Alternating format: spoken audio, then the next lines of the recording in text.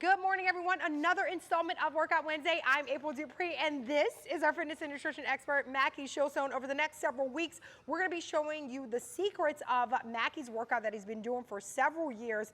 And it's the now, I was being generous. About 50 years. I was being generous to you, but if you want to go there, we can. I am already there. I've been there. The last several decades, guys, Mackie has been doing these exercises, and they have been very, very successful, obviously, for him. So he's going to show us a little bit more about what he does prior to running. So you're prepping us to start before you run on the track. You have to zoom and go back on WWLTV.com and see what we did last week. Last week was general warm-up, then active isolated stretch, static stretch, which would then lead me to what you're going to see. Gotcha. Remember, I've done this, and I'm 71 since I'm 16 years of age. So I'm not saying you should go out and attempt this, but you can see how you can do variations of this, sure, not as intense. Yeah. All right, so I'm and again, guys, the longer you do this for weeks, months, years, it obviously gets a little bit more challenging. So Mackie's going to start a little bit further away, and notice how he's basically marching in place and then transitioning very slowly. So notice how he's working several areas of his hip flexors, inner, outer thighs.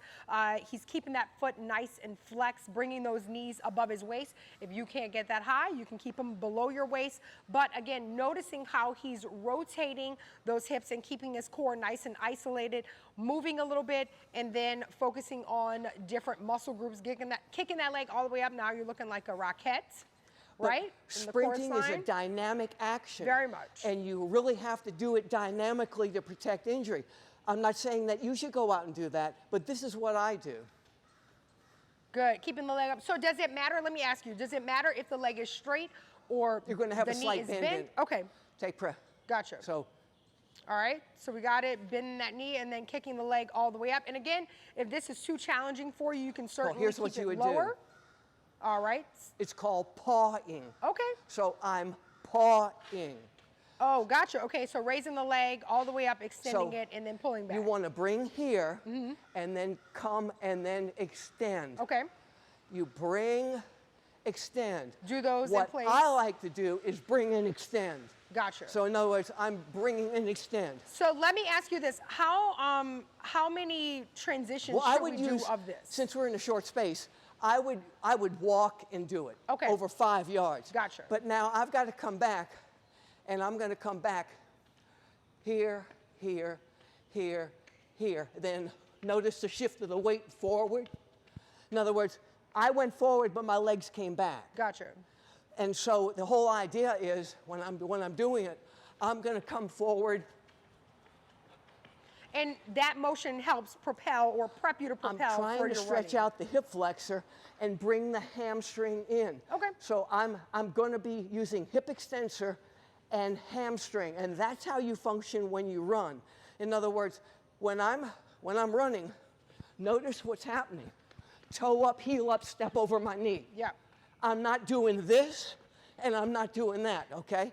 So when I'm running, the only difference between this is when I run, I step. Correct. Which is why I did everything you saw. And you mentioned a perfect point where glute and hamstring and hip flexor injuries are so common, especially when it comes to running, but just in general when people are active and as you get older. So doing things like this for prevention certainly does help. Again, how many back and forth or timing-wise should we do this for? I do 5 yards, walk back. Keep this in mind, what April said. I used to evaluate injuries for the Washington Post. And the #1 injury in the NFL, that was the most nagging injury outside of the ankle, was the hamstring.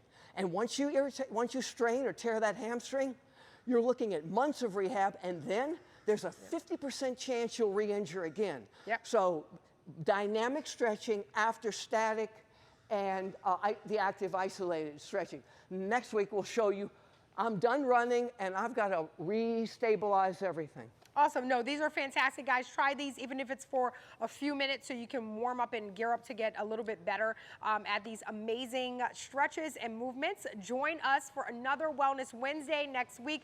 Please, of course, visit Maxwell Nutrition to find all of this amazing information and visit WWLTV.com and click on the Health tab. I know you're lying. You're acting 20. You're acting 20 right now.